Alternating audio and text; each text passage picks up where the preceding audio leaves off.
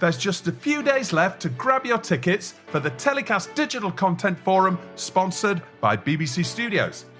Following a sold-out debut event last year, we're back at the BFI South Bank in London on the 9th of November 2023. With keynotes featuring senior execs from TikTok, Snap, Banijay and BBC Studios, plus panel sessions featuring industry leaders from Vice, ITV Studios, Meta, Channel 4, Little Dot Studios, Jungle Creations and more. This is the UK's only industry event focused on the digital-first video sector.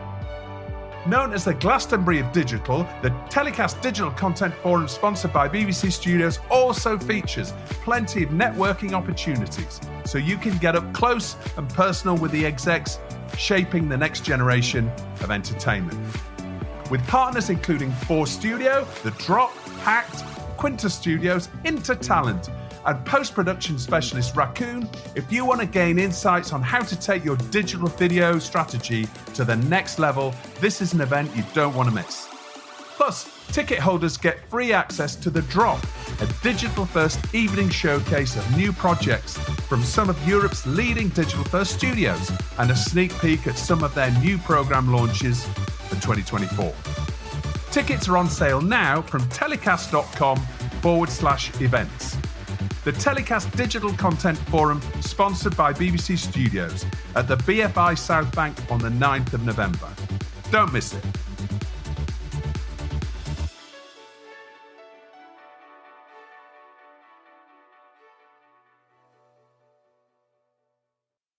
TellyCast. Hi, I'm Justin Crosby, and welcome to another TellyCast.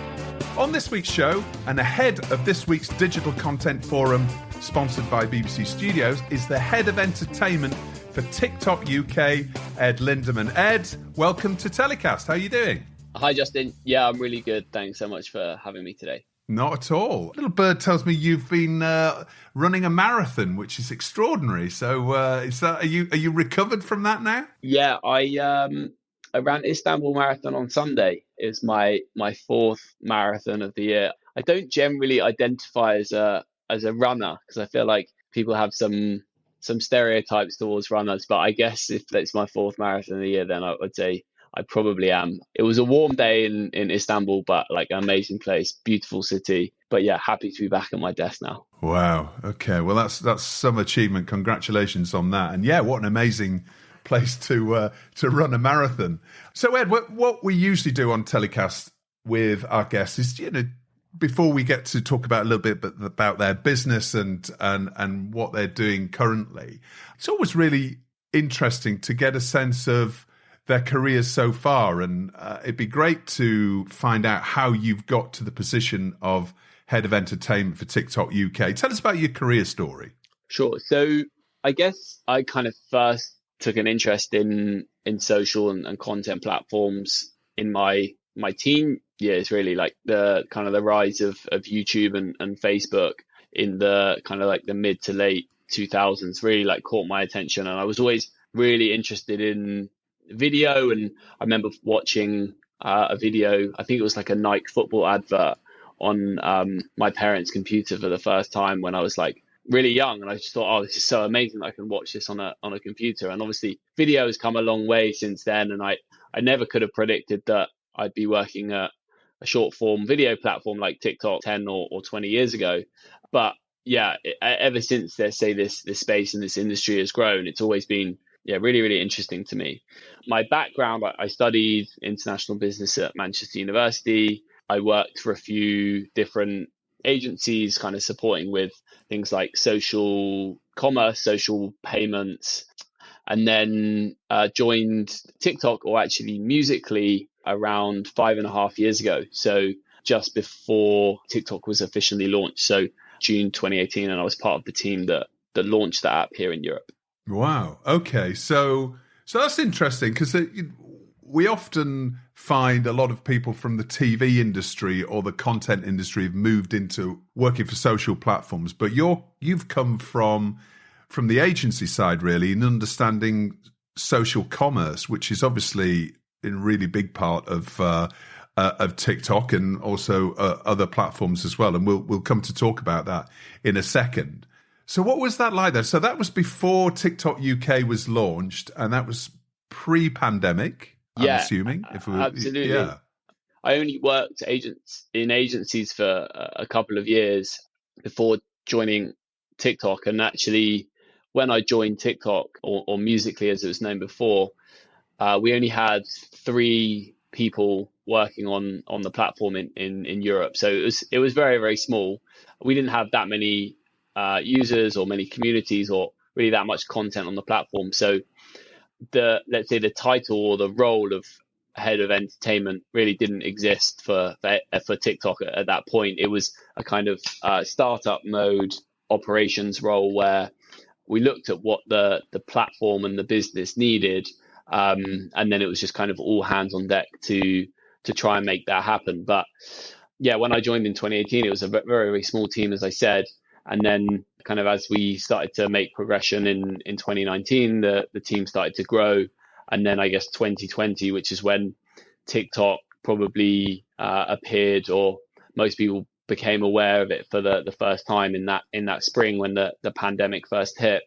That's where we kind of hit this hyper growth phase. And lots of people joined the business. But yeah, at the start, it wasn't really like okay, this is an entertainment focused role. It was just this is a TikTok role. How do we grow the platform from here? So yeah, you talk about hyper growth and a hyper growth period. So what was that like? Being one of a handful of people that was there at the very beginning in the UK of this stratospheric rise of TikTok, which is now complete cultural and entertainment and communications phenomenon. What do you think really set it alight in terms of that hyper growth? What was it that set you on that path? If we look at the last 4 or 5 years and why TikTok has been really successful and been able to compete with what are some of the most innovative and biggest companies, if you look at Google or YouTube or Instagram and Meta, some of the biggest companies in the world. I think where we've kind of developed competitive advantages is kind of 2 key things on the product side. So one would be the creative tools that we provide to users so that they're able to create amazing content. So we were the first platform to enable users to add music to videos when they were creating in-app, and that was an amazing creative tool, which most people who use TikTok now would take for granted. But back in 2018, when Musically and TikTok first enabled that feature, it was really, really advanced. So that's one area. And then I'd say other areas like video editing, being able to edit and adjust videos in so many different ways through the platform just meant that people could just create a much higher quality piece of content and put that out into the world and into the internet. So I'd say from a product perspective, that content creation side is one of the reasons that we've been so successful. And we start to see some of our competitor platforms also producing these really great features as well, and people using them around the internet. And then I'd say on the content, let's say consumption side, so watching videos, we always prioritized video. We've always been a video first platform. From as soon as the platform launched, the first thing you saw when you opened the app was a video. We were very intentional about making sure that users would watch as much video as possible, because we know that video is, from a, let's say, content consumption perspective, the most engaging format, because you see and you also hear. So I think we were very focused there. And if you're looking at the more detailed kind of nuances of the user experience, we went full screen because we wanted to maximize the space on the screen that users would consume the content from. And we went vertical because we knew that users were opening the app on their phone, and they would naturally be opening the app with their phone in the vertical in the vertical way. So we're just really leaning into what actually we felt people would want, and I think that's been kind of proven to be pretty popular and good kind of good product decisions. Now, your first question was what's it been like? The nature of the work has changed like dramatically, and obviously we've grown so much that we have a number of different teams now that are very focused on the kind of the work that they're doing. I mean, for me, when I first joined, because we were a really small team and the platform was so small, we did kind of a little bit of everything. But my core focus in the early weeks and months when I joined the app was diversifying the content ecosystem. If you ask anyone that used TikTok in 2018, 2019, when it first launched, their opinion of the platform then, it's probably different to what they would say now. There was a perception, certainly at that time, 2018, 2019, that TikTok was just an app for teenagers. And that's because a lot of the content on the app was either lip syncing or dancing. So videos that was using that music functionality that I talked about before to make those videos. Well, if you open TikTok now, today, you can find a wide variety of content. So you can find cooking content, you can find sports content, you can find travel content, anything really that kind of piques your interest, you'll be able to find that through the platform. But that process didn't happen overnight. It was very intentional by us to really try and diversify that content ecosystem. And what that looked like in practice was myself and a number of other people in the team in the early days, like quite manually going out and looking to attract creators and influencers to the platform and encouraging them to make video. And often the response we would get was, video is really hard to make. Like, I'd much prefer to just post videos, or I prefer to post photos, or I make video, but I make it for YouTube. I'm not really sure. I want to like try out another platform. And, those pieces of feedback were really valuable. But we always had that kind of trust and that faith that we had a great product offering. And if people started to test it out, then they would want to come back. And I think the last few years has been successful because we had that kind of trust. And yeah, hopefully we've been proved right. Yeah, it's interesting what you say about video and, casting our minds back about 4 or 5 years. I mean, we completely take it for granted now, the vertical video format of TikTok. But it was interesting what you were saying there, like creators really just posting images essentially up to that point. And just the rise of TikTok in particular through COVID. Now, we've had some creators on the show before. Brandon B, who's one of the UK's biggest creators and a VFX expert. He told us about when he was in lockdown, he was determined. He loved the platform and he said, right, okay, I'm going to post one video a day until the end of lockdown. And he came out of the COVID pandemic with over 1 million followers, which is extraordinary. So his creativity was really, really sort of unleashed, if you like, during this point. And I think video became so important to everybody during COVID, not only through SVOD and watching other content for entertainment, but obviously the way we communicate through Zoom and all these other video communication platforms, that changed the game as well. So do you see it being part of the reason why it became so popular, just sort of that and a cultural phenomenon in terms of the way that people were using video and the creativity that it unleashed with people coming from that initial lip sync phase, if you like, into something else? Yeah, I think because the product features that we built in terms of creating and editing and making a really high quality piece of video content without leaving your phone, because we released those features basically first, and we enabled a massive community of people who were already creating content on other platforms, but also other people that maybe hadn't done that, hadn't kind of taken the plunge into those other platforms, but had great ideas and were willing to spend some time to test them out and to make videos. We gave them the tools that they would need to actually make those videos without it being too difficult. And I think what we did was we lowered the barrier to creating video content at the same time that the demand for video content was really exploding. And that demand, I talk about that demand exploding. It was like a general trend, the amount of demand for short video content over probably like the last 10 years.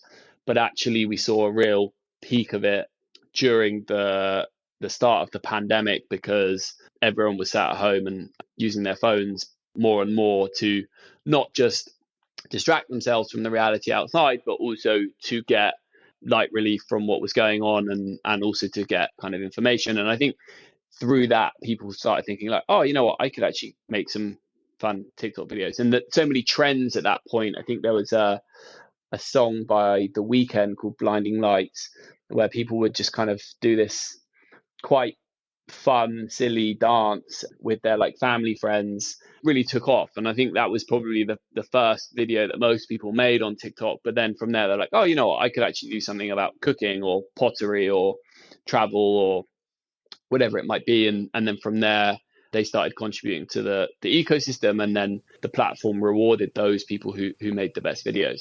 We still see superstars, though, emerging through TikTok, which is fascinating. I mean, only just recently, I don't know if I'm sure everybody out there is aware of Sabrina Bassoon, who's the tube girl in London. What a phenomenon that's been over the last, 6 weeks, 2 months or so? Yeah, I think mid-August was when Sabrina first posted on the tube. So like her backstory, I think, is really interesting. Obviously a very creative individual, but I was reading that she basically was I think training to be a lawyer and didn't feel like the corporate kind of life was the right thing for her to do. She made some videos. If you go on her TikTok account, you can see she's made some videos at home. They're quite interesting videos, but actually she really starts to build momentum when she makes these videos on the tube. And if you watch the videos of her on the tube, that like the energy is just absolutely out of this world. It's super infectious. And for anyone who travels on the tube, or I think public transport, not just in London, but anywhere in the world, you have no choice but really to respect like her bravery and just like complete like willingness to put herself out there. But you know, I don't think people watch those videos just because she's doing it on the tube. She's clearly thought about the kind of some of the messages that like sit behind the videos, the songs, and she's building like a really, really strong personal brand. And actually the fact that the videos are shot on the tube is a key part of that, but not the only part. So I think it's a discredit to her to say, you know, she's just going viral because she's on the tube. Like actually what she's done is a lot more clever than that. But it's context and authenticity, isn't it? I think that really resonates. What she's done is she's almost used, I mean, I don't know if anybody else was using that sort of camera style, the phone camera style, moving it around when she's lip syncing and using the wind coming through the tube train door and all of that stuff. It's really creative. And as you say, it kind of, it must take balls to do that. I certainly couldn't do that.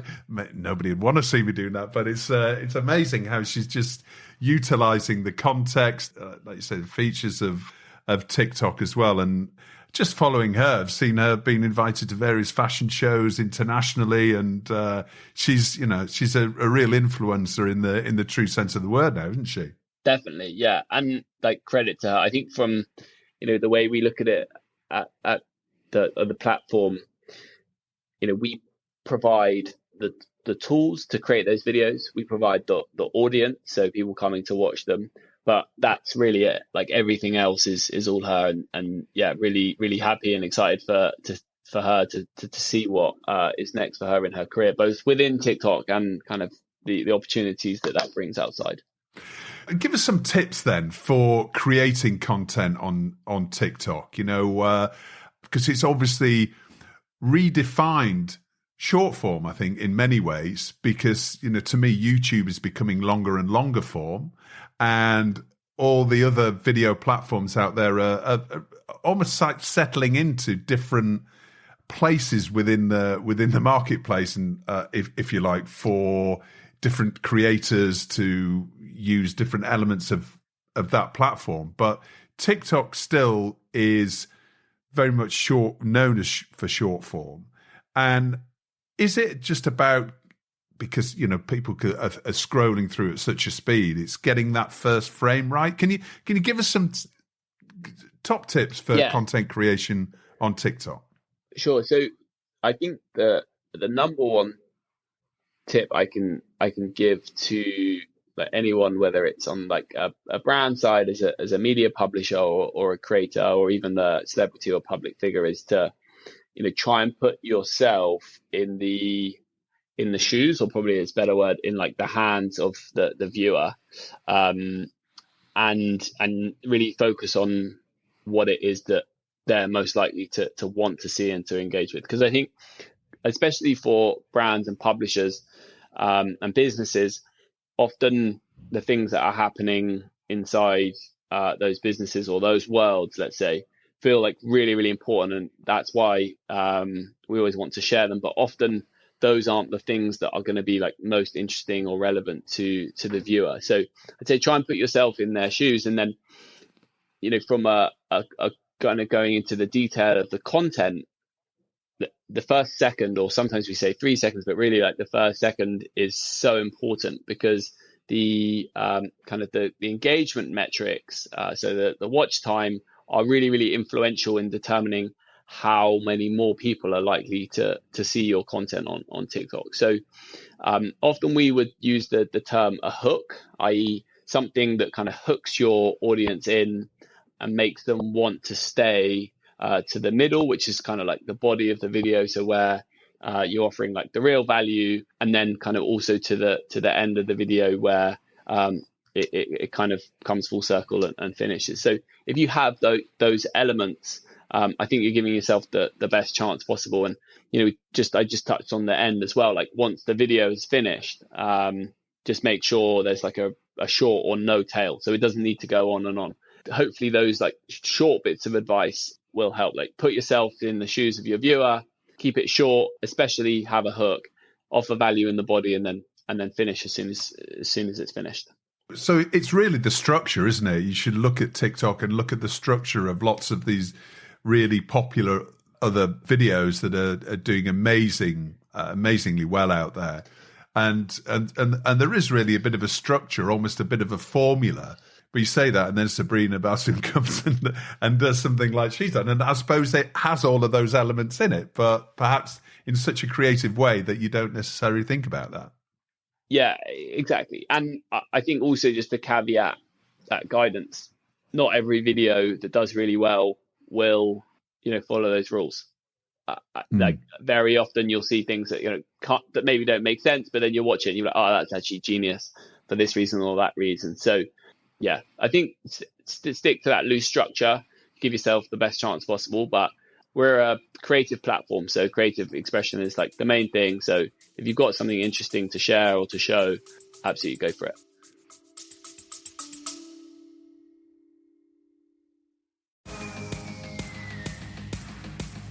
Leading global distributor Banijay Rights represents a world-class multi-genre portfolio of more than 180,000 hours of standout programming.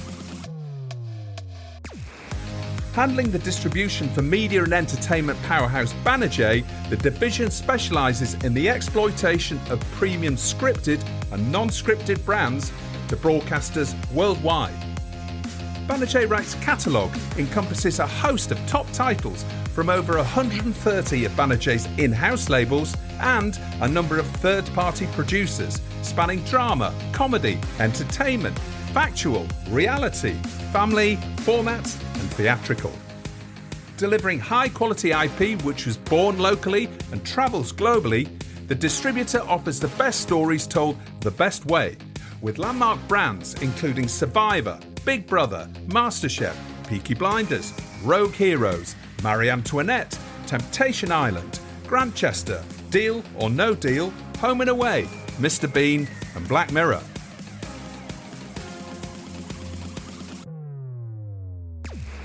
Built on independence, creative freedom, entrepreneurialism and commercial acumen, Banijay Rights operates under the direction of Chief Executive Officer Kathy Payne. Banijay Rights, storytelling for every audience.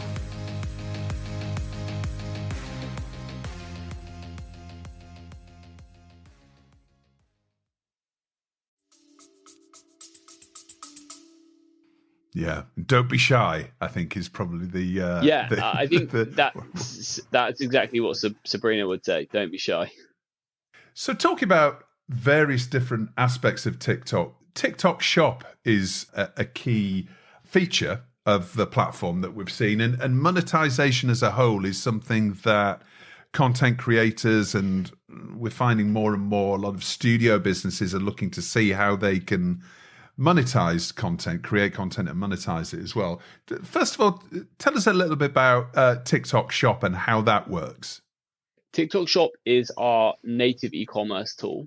So when we say native, what we mean is that the e-commerce experience that both the merchant, so the seller, and the buyer, which is like someone who's using TikTok, all happens within our platform. That means they won't need to leave the platform and go onto another website.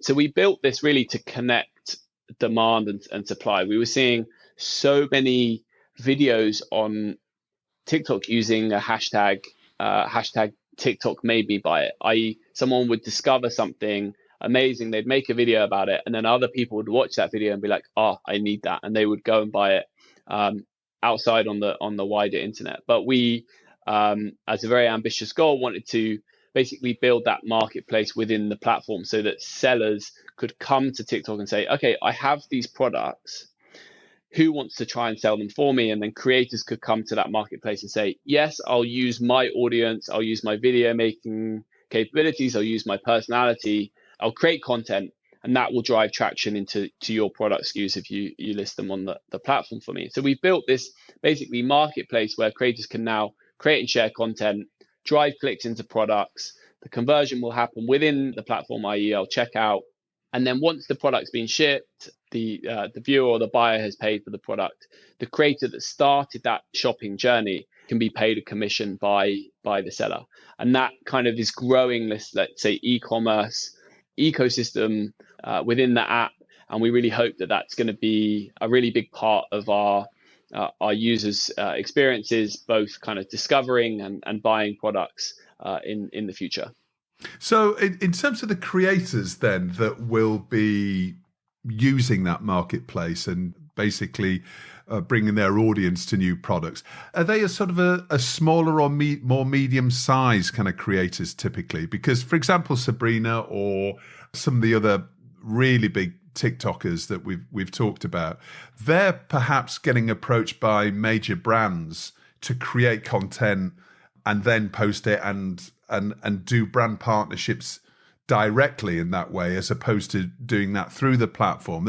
Is it typically a smaller and mid-sized, more niche kind of creator that would work with Shop, or how do you see that? I wouldn't say so. The TikTok Shop affiliate platform is open to most creators above like a threshold, which I think is only kind of probably like 4, maybe 5 figures in followers. So not massive, looking at the kind of the scale of some of the creators we have on the platform. So I'd say the answer is no, really. Like anyone who can create traffic to drive clicks into product SKUs to help brands and businesses sell products can use TikTok Shop. So I think maybe let's say looking at the economics of it, what you might find is that for big creators or celebrities who have already, been able to build, like, let's say, big revenue sources working directly with brands, sign brand deals, they might not have the same financial incentives as creators who have just started out and haven't really necessarily made any money from the platform. And they might think, okay, this is a good way for me to kind of like start out and start driving some affiliate revenues through TikTok. So depending on what their kind of financial situation is, it might, let's say, determine their interest or like their willingness to work on affiliate commissions. But I think for my kind of observation is that the TikTok Shop marketplace will grow to become a major player in the e-commerce space. And I think creators who have got a track record of being able to create content featuring products which don't necessarily feel like adverts will become really, really powerful and really, really influential and really, really wealthy, because brands and businesses will want them to create those videos that are able to sell their products through the platform. And when they do that, they'll be rewarded. Okay, so adverts that don't look like adverts essentially is where I think possibly going. Just to like be clear, all branded content on TikTok has to follow and adhere to like the advertising guidelines. So, they need to disclose when they're being paid commissions or they're being paid for content, and the platform manages all of that within the app. But yeah, absolutely. If you can create content that tells a really interesting story about a product's features and benefits, and your audience, your community values that content and they like the product and they can afford to buy it, then I think both the viewers, the creator, and also the merchant or the seller all win. So looking forward to this week, Ed. Now, you're kicking off things at the TellyCast Digital Content Forum, which is sponsored by BBC Studios. You're the first keynote on the day, and by the time this show goes out, we'll have pretty much done that session. Can you give us a bit of a sneak preview or some highlights of what you're going to be presenting to the digital first community at the BFI South Bank? So some of the bits we've kind of touched upon today, I'll cover, but I think initially I'll give a quick summary of some of the key partnerships that we've worked on this year. So some of the partners that we partnered with in the entertainment space include the Edinburgh Fringe Festival, the Olivier Awards, working with talent on the BBC, and then also Eurovision, where we returned as the official entertainment provider. Then we'll talk a little bit about creator monetization. So some of the bits I've discussed around e-commerce will feature, also live, some direct monetization tools we built, and also series, which is a paywalled like content playlisting feature. And then finally, we'll just look at some of the ways that we've supported different media groups with some of their kind of key tentpoles or activations that they've run this year. And we've kind of helped to build bespoke kind of growth campaigns around some of those. So we'll share that towards the end. So kind of like three key bits in there. So in terms of what's next for TikTok and the strategic focus, if you like, for 2024, because we're careering towards the end of this year, what are the key areas that we can expect TikTok expanding into in the next year or so? So I think in the coming 6 months or coming year, creator monetization will be a big focus for us. I think in the last year or so, we've made a huge amount of progress in terms of catching up with some of the offerings that other platforms have. So e-commerce will be a big focus for us, but we'll also look at things like live gifting, our creator marketplace, which is where brands can do affiliate and brand deals with creators, and a few other exciting product features that we're yet to launch. So that's going to be a big focus for us. And then on the media side, will be kind of a lot more of the same. So helping major media groups to grow organically on the platform, so through their owned and operated TikTok accounts, and then also supporting them with their kind of major projects or big bets this year. So activations that they'll be running either through their owned and operated channels or offline events, that kind of thing. All right. Well, we'll look forward to your keynote on Thursday, Ed, and I'm sure there'll be lots of talk about it afterwards. Thank you, Justin. Looking forward to it. And now it's time for Story of the Week, the part of the show where my guests get to highlight the TV or content industry news story of the past 7 days that's caught their eye. Ed, what's your story of the week? Okay, so this is just a really creative and reactive marketing activation that I spotted, I think, probably the start of last week. So Gymshark, which I think are a brilliant, really talented and creative British sporting brand, responded to, let's say, a contentious decision with one of their Gymshark athletes who lost a boxing fight. So Nagano, who is actually an MMA fighter, was fighting Tyson Fury, who is probably one, if not the biggest boxer in the world, in a kind of like crossover bout, and there was a very contentious decision. I think Fury took it, but many people thought that Nagano should have actually taken it. And what Gymshark did was they basically ran some billboards that were being towed around. I think it was maybe Manchester or major cities, basically saying that they'd like to report a robbery, and they used the image from the fight of Fury actually on the floor. And I think quite often we see brands or businesses not really like willing to take a side when there's something like controversy or there's some level of like contention. But yeah, I think Gymshark did this in like a really creative and playful way. And yeah, it got a lot of people talking and tons of engagement across social platforms. All right. Well, we'll post a link in the episode description to that story so everyone can go and take a look. And how about Hero of the Week and Get in the Bin time now, Ed? So first of all, who's your Hero of the Week? My Hero of the Week would have to be actually a kind of a group. So in my role as head of entertainment, we also support some of the, let's say, major news publishers on the platform. And over the last, let's say, 6 to 12 months, we've seen a lot of growth across news publishers on TikTok. And I think obviously at the moment there's a lot of news, a lot of information flying around in the world where people really need to be able to find really reliable information on current events.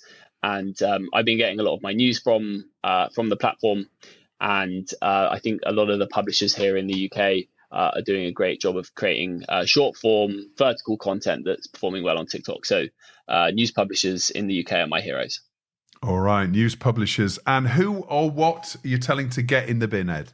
I don't know if this counts as this week, but daylight savings has gone the wrong way for me, sadly. And I think that was probably last week, but I'm definitely still dealing with the fallout of that. So yeah, the early evenings I'm struggling with a little bit, if I can have that one. Yeah, of course you can. That's a good point. You're right. I mean, sometimes when you're looking out the window at 4:30 or something and it's like it's pitch black, it's kind of, yeah, it's tough. You're right. It does seem to be take you by surprise, really. That hours makes a massive difference, doesn't it? But yeah, I can definitely live with the light in the morning. That's great, but just getting dark in the evening, that one's tough. Yeah, you need one of those lights that you get on your desk. Yeah, a bit of maybe I can get it on TikTok Shop. There you go. Always plugging, Ed. Fantastic. Always. Listen, thank you so much for joining us, Ed. Really enjoyed speaking to you. Great to hear about what's going on at TikTok and what's coming next. And really looking forward to hearing your keynote on Thursday at the TellyCast Digital Content Forum. Yeah, we'll see you there. Great. Thanks, Justin. Well, that's all for another week's show. As ever, thanks for listening. I hope you enjoyed it. This week's telecast was edited by Ian Chambers and recorded in London. Next week, we'll have some backstage interviews with digital-first executives from the TellyCast Digital Content Forum, sponsored by BBC Studios. If you were there at the event, thank you for coming. Thanks again for listening. We'll see you next week. Stay safe.